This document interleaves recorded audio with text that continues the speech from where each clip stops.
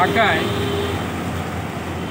আজ ভোর থেকে মুষলধারে বৃষ্টি হয়েছে।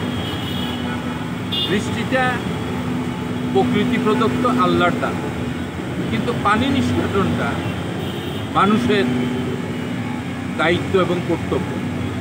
এই পানি নিষ্কাশনের দায়িত্ব আমাদের সিটি কর্পোরেশন। এই অঞ্চলটি শহীদবাগ মোড় এবং এইটা সিটি কর্পোরেশন দক্ষিণের মধ্যে পড়ে।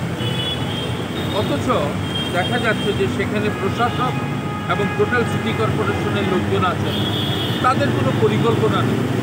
আমরা শিশুকাল থেকে একটু বৃষ্টি হলেই ঢাকাকে তলিয়ে যেতে দেখি। কেন এরকম হবে? কেন এই পানি নিষ্কাশনের ব্যবস্থা থাকবে না?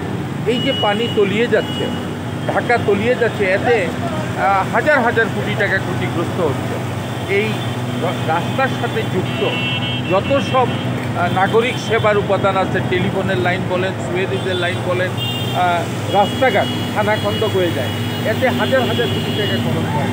অথচ আমাদের যারা দায়িত্বে আছেন তাদের দৃষ্টি এদিকে নেই। আমার মনে হয় এই পানিগুলো তুলে নিয়ে আপনার এই সিটি কর্পোরেশনে তাদের অফিসে ঢেলে দেওয়া উচিত, তাইলে তাদের ঘুমটা ভাঙবে। আমি ঢাকাবাসীর পক্ষে অ্যাডভোকেট আবেদ রাজা এই আহ্বান জানাচ্ছি, সরকার যাতে দ্রুত গতিতে পরিকল্পনা নিয়ে পানি নিষ্কাশনের ব্যবস্থা করবে। পানি ড্রেইনের মধ্য দিয়ে যাবে, এই পানি বিভিন্ন নদীতে পড়বে। নদী যদি ভরাট হয়ে যায়, নদীর তলদেশ খনন করবে। নাগরিকের সেবার জন্য সরকার, নাগরিকের কল্যাণের জন্য সরকার। আর সেক্ষেত্রে আমার এই দাবি থাকবে যাতে দ্রুত পানি নিষ্কাশনের জন্য সরকার পরিকল্পনা গ্রহণ করে এবং মানুষের দুর্ভোগটা আর যাতে না বাড়ায়, মানুষ যাতে কষ্ট না পায়। ধন্যবাদ সবাইকে। আসসালামু আলাইকুম।